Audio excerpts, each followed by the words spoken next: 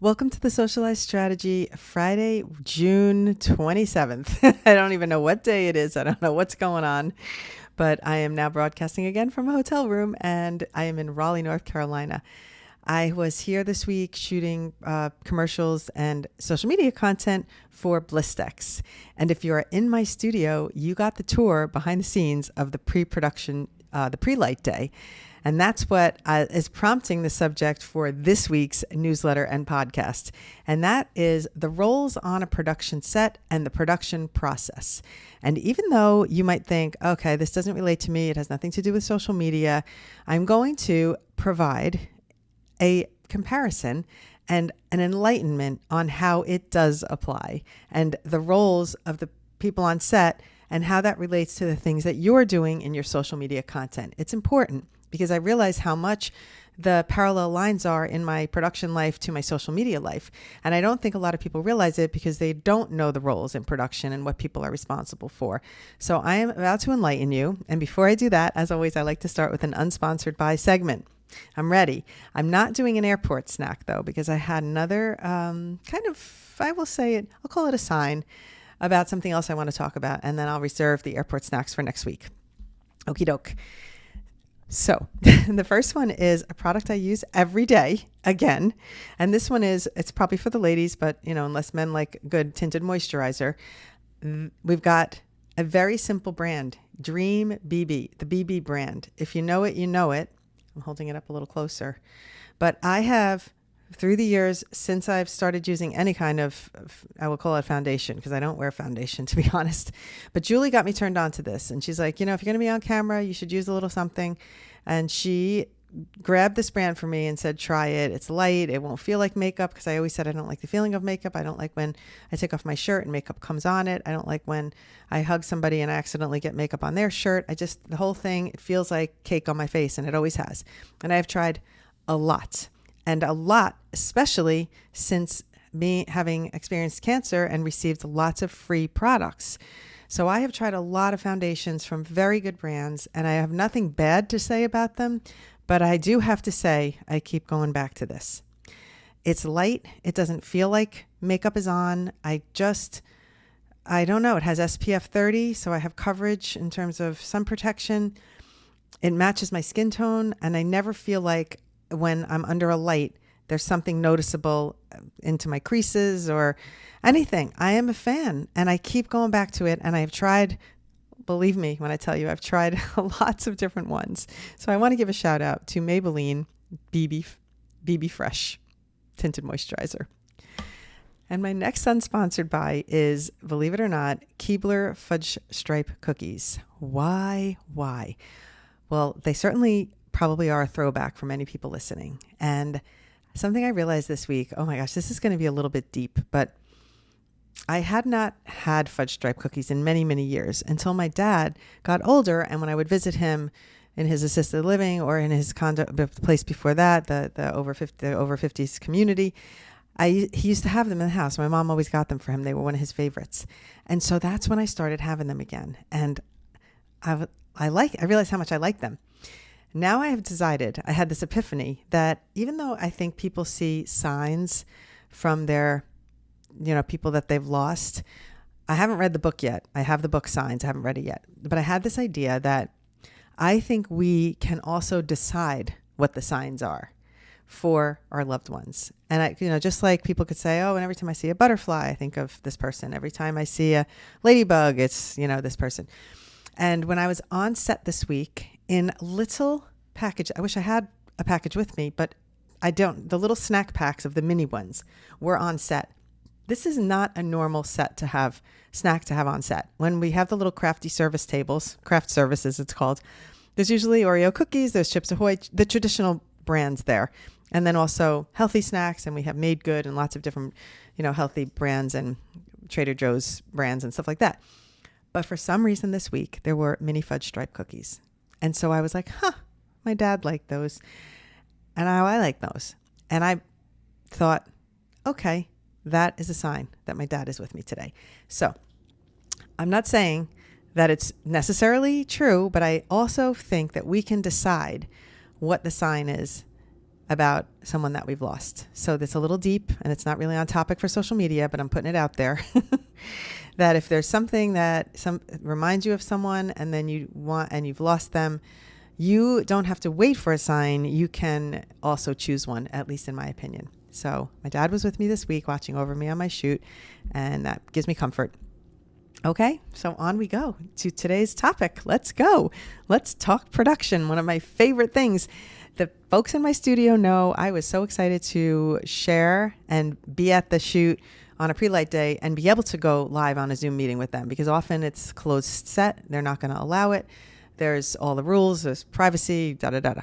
And this client is they're wonderful, number one. They also, they've been around for 78 years. So the brand itself isn't like a secret, pun intended there, but the brand isn't secretive, and the launch is in a month. So it's not like we're a year out and I'm talking about something or sharing something that is not going to be on the market. So I felt comfortable with it, and my clients know that I do teach, so they were completely okay with it. And so we went behind the scenes and met some of my crew people. I explained the process in great detail, more so than I'm going to be able to do on this podcast. But this is an overview of what the roles are. And if you have interest in learning more about production, I am diving into that a little bit more in the studio as requested. And some people have requested a lot more info about production life and what people's roles are. So I will be going way into it in the studio. Right now, you're going to get a little broad overview and how it relates to your life as a content creator on social media. Okay, first we'll just talk the stages. General, broad. There's a pre-production stage, there's a production shoot, and there is the post-production stage.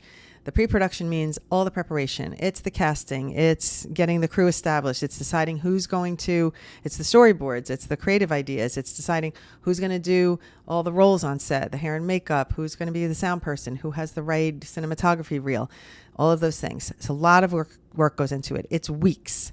The longest stage of a production is usually the pre-production stage. However, in a lot of cases, depending on what the filming is, the post-production can also go on for quite some time. And there's versions and versions and versions of the spots that go on and on and on. So pre-production. Then production. It's lights, camera, action. It's the shoot days. It's where it's all happening.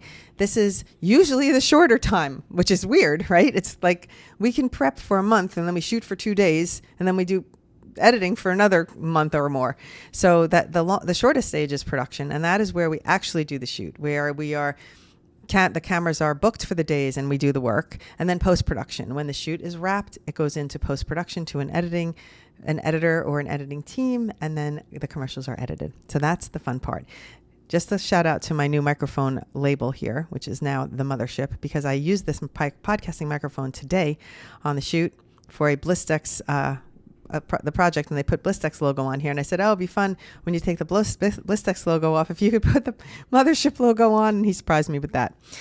So that was really nice. Thank you, Chuck. And our set designer, Chuck, I'll talk about him shortly. He actually also on the side is a game designer, so he has a board game type thing that he is creating. A lot of crew people do have side hustles that they do. The nature of production life is it gets hot and cold. Obviously in COVID, things quieted down. When there's strikes, things quiet down. And then when things get back up to gear, sometimes it's crazy busy. So all of the roles are usually freelance roles. There are not many on staff production roles. And so if that's a life that you aren't interested in, freelance life is a different way to live, because you're living job to job. You sometimes don't know what your next job is. And the shoots are short, that's more work getting work. But also, if you get into the circuit, a lot of these guys are constantly busy and constantly booked. So so before I get into what the roles are, gotta back it up. How does this pre-production, production, and post-production knowledge translate to you in social media? Well, number one, when you're planning your content, that is pre-production. You are making a plan. Maybe you're making an agenda. Maybe you're deciding, I'm going to do a vlog. So you have a little checklist of the things you want to film. Maybe you're scripting something if you know you want to say certain things. That is all pre-production planning, creative. Okay.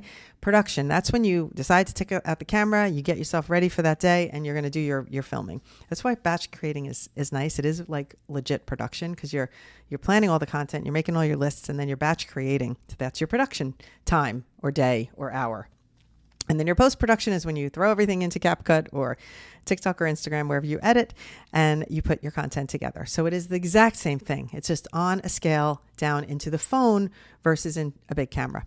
And the roles are going to be interesting for you to hear, because you're about to find out how many roles and how many hats you wear as a content creator. The same hats that have been assigned separate people in a big production are all under the hat of content creator. So that's why the term is it can mean so many things, because as content creators, we're doing so many roles, and I'm going to call them out for you. So I'll start with the director, just because that's what I do in my day job right now. And that isn't necessarily the order I would have always started in, but the director is the person who calls the shots on set and makes sure the vision is being delivered. So I absorb it all. Okay, they like this type of vibe. They like that type of set. I know they like authentic type of interview. They don't want it to be scripted. They want it to feel real, all the things.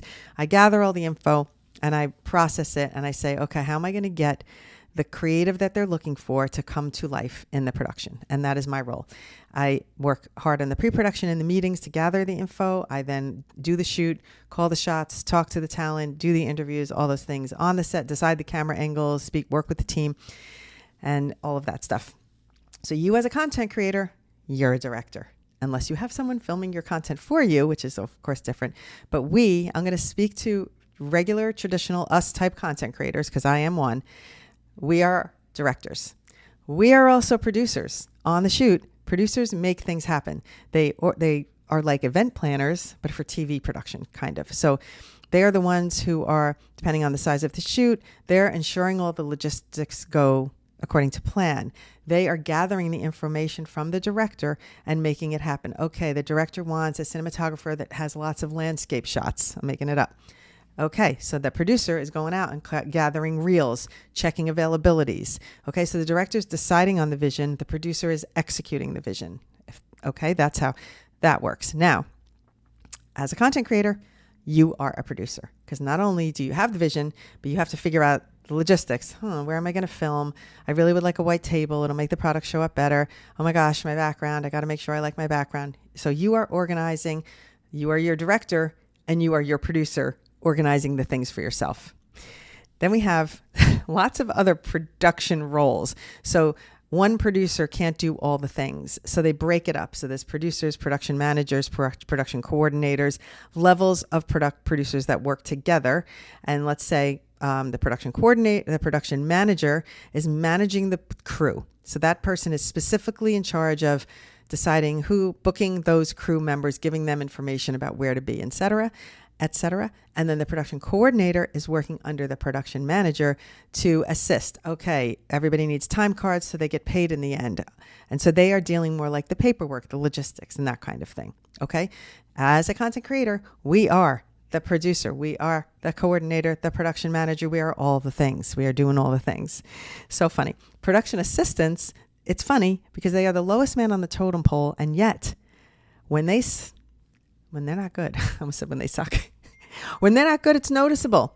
It's noticeable, very noticeable, because every member of the wheel, every part of the wheel makes the wheel turn. And so if you have a production assistant that's like slacking off and the clients need water and they go into the cooler where the waters are supposed to be, or the place where the water refill is and there's no water, it's like that causes trouble at the highest level. The clients are annoyed. So every part of that set has to run smoothly. And so the production assistants are super important.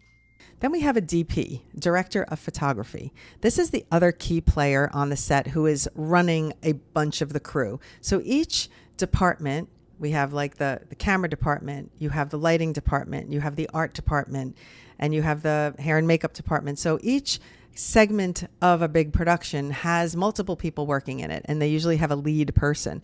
So the DP is basically the leader of the camera and the lighting teams. I don't want to get too granular, but that's why I took the studio with me behind the scenes to show the level of what this is and how many props there are, because it doesn't take one person to unload all these props. There's multiple props people. So we've got a set design team, a lighting team, an art team, the set design and art team, the camera team. All these groups are responsible for their thing. So now think about it. We've got a DP, we've got a lighting the lighting department, we've got the camera department, and we've got the art department, which is the set design or location design. Guess who does that for a content creator? Oh, let me think. We do that too. We, as content creators, are doing every role on a full up production set.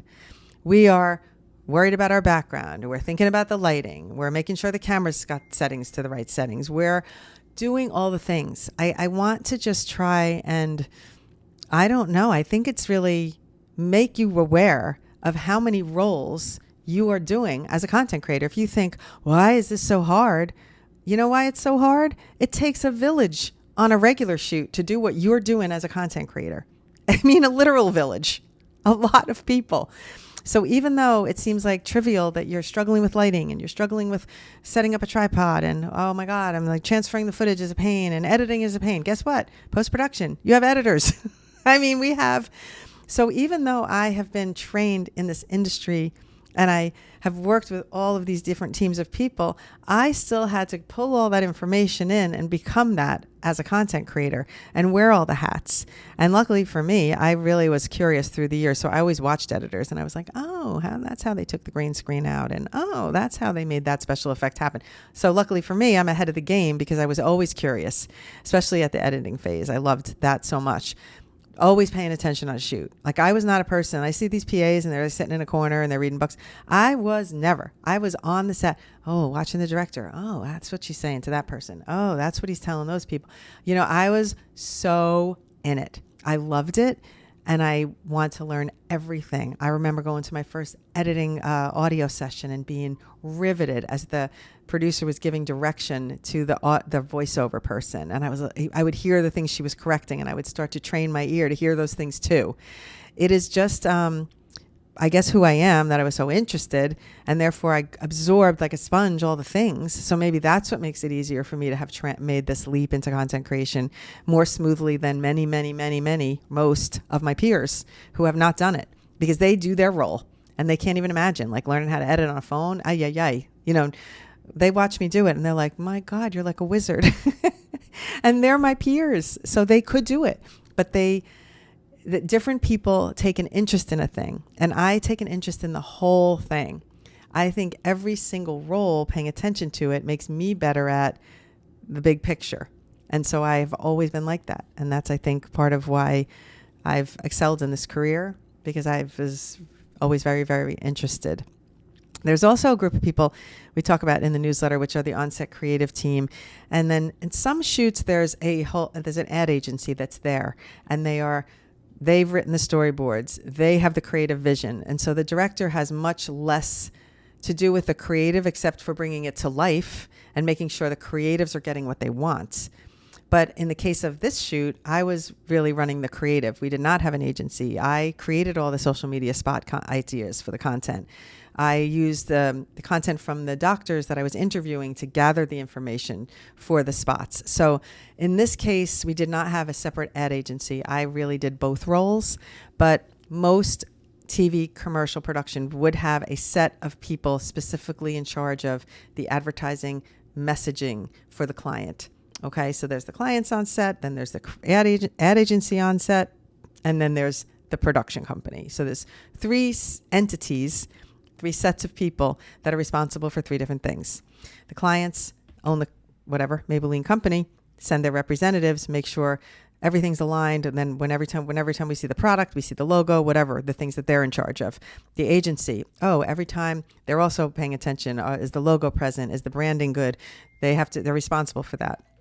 Okay, and then the production team is less responsible for that, but my brain is programmed for that from years in advertising. So no one has to tell me when I'm setting up a shot, if I do this, I would never do that. Set up the shot where it's facing this way. It'd always be, the logo's got to be facing this way. Logo's got to be facing the camera. Like, I am programmed from years on all the different sides to do it. But typically there are responsibilities. Each team is responsible for their certain things. So as a content creator, we're doing all of these roles. So if you feel one day that you're like, I am so overwhelmed, why can't I get it together? Why is being a content creator so hard?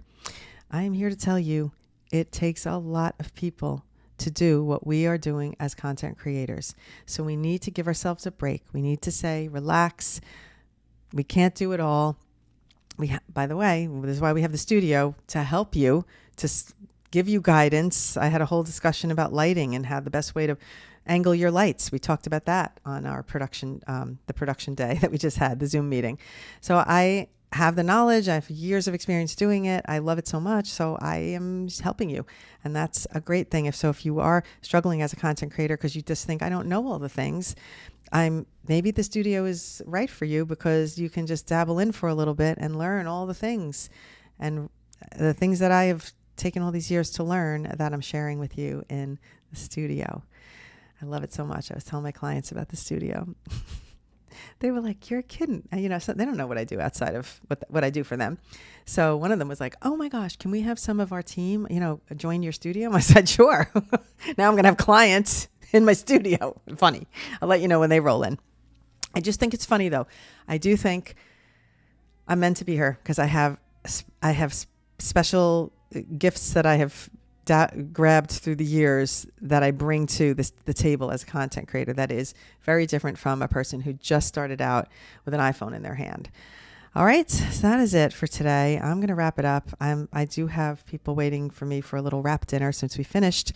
I powered through. We were supposed to finish today by 3:00 so that we could wrap out of the location, break down the sets, and clean up the space before the actual wrap time of, I think, 7 p.m. or something. So 3:00 I was supposed to finish shooting, and I finished at 3:15, which is pretty freaking good considering the clients were adding things into the messaging. And I was like, oh boy, we're going to run out of time. So I feel a little pat on the back, got it done. Got it done. Somehow it was like a sprint at the end.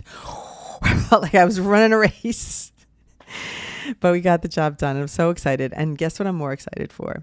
To go home and go see baby Holly, because I don't think, this is the first recording where I can say my baby granddaughter was born. She was born last Friday.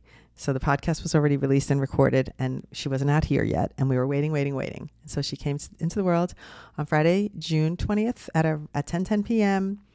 via C-section, a little 8-pounder, not so little. 8 pounds is pretty good size for a very tiny mom. All the weight she gained was her baby, I guess, because she was so tiny. And it is pretty magical. So I will leave you with that. I'm sure you're going to see content of her as I am allowed to share, and they seem pretty willing to let me share whatever. So I'm just taking my time and enjoying every single minute. All right. Thank you for being here. I'll see you next week. I'll be back in New York again. Okay. Bye.